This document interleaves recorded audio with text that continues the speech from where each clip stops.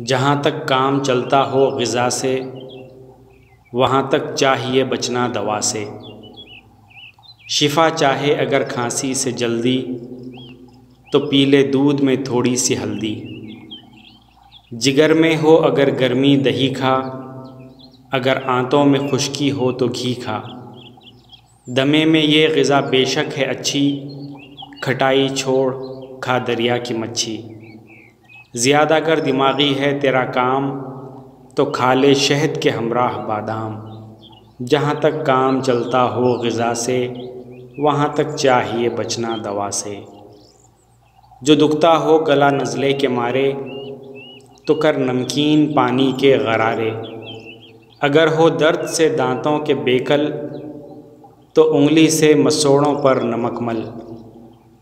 जो ताकत में कमी होती हो महसूस, तो मिस्री की डल्ली मुल्तान की चूस।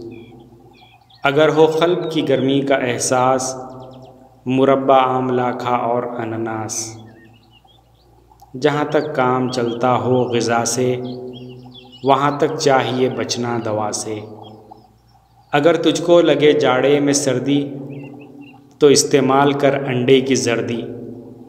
जिगर के बल पे है इंसान जीता, अगर ज़ोफ़े जिगर है खा पपीता।